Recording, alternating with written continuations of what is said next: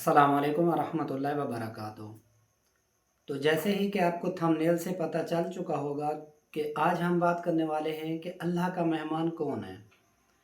तो यानी जैसे हमारे घर के अंदर कोई मेहमान आ जाता है तो हम उसकी अदब करते हैं, एहतराम करते हैं और जितना हमसे हो सके उसकी खिदमत भी करते हैं और जितना हमसे हो सके उससे गुफ्तगू भी करते हैं, उसे टाइम देते हैं। और अगर राह चलता हुआ भी कोई इंसान हमें मिल जाए और 2 लम्हे के लिए भी अगर हमारा वाकिफ़ कार निकल आए, तो हम उसका भी अदब करते हैं और एहतराम करते हैं। और अगर हमारे घर में आया हुआ मेहमान, चाहे वो दोस्त हों, रिश्तेदार हों, कोई भी अहबाब हों,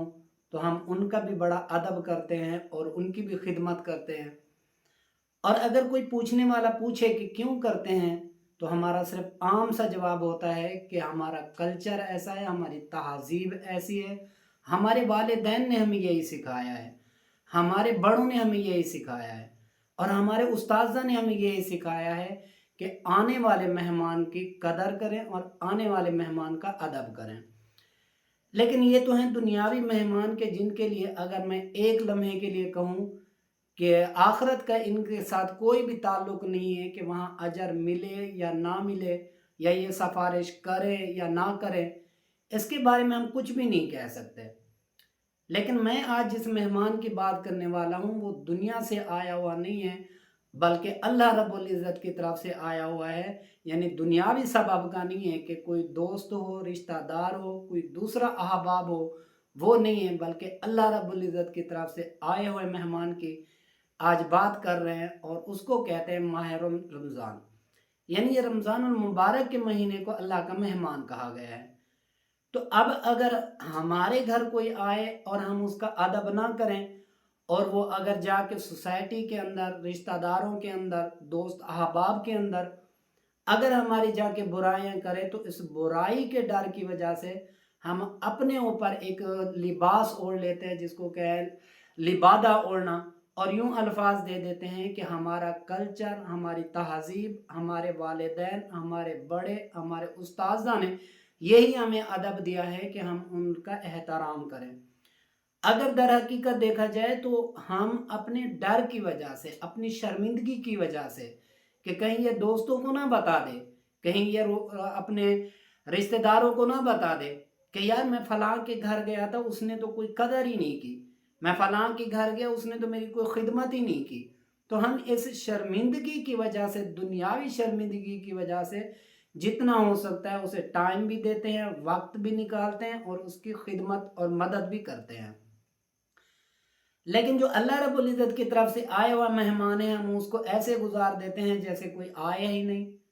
और मेहमान का तकादा क्या है? जो अल्लाह की तरफ से आया है, और वो सिर्फ़ और सिर्फ़ अगर देखा जाए तो हमें जहन्नम की आग से और जो कब्र का अज़ाब है उससे और पुल सिरात से, इन सारी चीज़ों से कामयाबी देने के लिए आया है। अब अगर हम उस मेहमान की कदर ना करें और हमें जहन्नम की आग से वो ना बचाए, तो सोचिए हमें उस टाइम कितनी रुसवाई होगी। तो हम अपने कल क़यामत की रुसवाई से, शर्मिंदगी से नहीं डरते, बल्कि जो दुनियावी तौर पर है, दुनिया के अंदर डर और खौफ है, तो उस शर्मिंदगी से बचने के लिए तो हर तरह का टाइम निकाल लेते हैं, हर तरह की खिदमत और एहतराम और अदब करते हैं। लेकिन कल क़यामत की जो रुसवाई से मेहमान बचाने वाला है उसकी कोई फ़िक्र नहीं करते। अब अगर यही देखा जाए कि अगर दुनिया वाला मेहमान ये जाकर रिश्तेदारों को कहे कि फलां के घर गया, उसने इज्जत नहीं की, और अगर यही मेहमान अल्लाह वाला जाके अल्लाह रब्बुल इज़्ज़त की बारगाह के अंदर ये अल्फाज दोहरा दे कि मैं फलां के घर गया था, मेरी इज्जत नहीं की, मैं फलां के घर गया, मेरा अदब नहीं किया, मैं फलां के घर गया, मेरा एहतराम नहीं किया, तो उस दिन रुसवाई क्या होगी।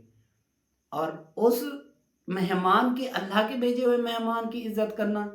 अगर कोई भी मुश्किल काम नहीं है, थोड़ी सी तवज्जो की ज़रूरत है, और वो भी अपने नफ़े के लिए, अपने फ़ायदे के लिए है कि कल क़यामत की जहन्नम की आग से निजात मिल जाएगी।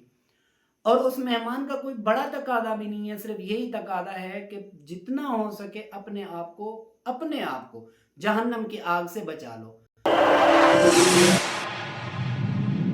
तो اس مہمان کا ادب اور احترام بالکل آسان ہے کہ اس کا تقاضا بھی یہی ہے کہ صرف جو ہے اس رمضان مبارک کے اندر زیادہ سے زیادہ عبادات پر توجہ دی جائے، اور جھگڑے تنازعات، اسی طرح جھوٹ بولنا، چغل خوری کرنا، کسی بھی قسم کے گالی گلوچ سے پرہیز کریں، اور جتنا ہو سکے زیادہ سے زیادہ وقت جو ہے وہ اللہ کو راضی کرنے کے اندر گزاریں۔ اگر آپ لوگوں کو یہ میسج اچھا لگے تو لائک، کمنٹس اور میرے چینل کو سبسکرائب کرنا مت بھولیں۔ جزاک اللہ، اللہ آپ کو جزاک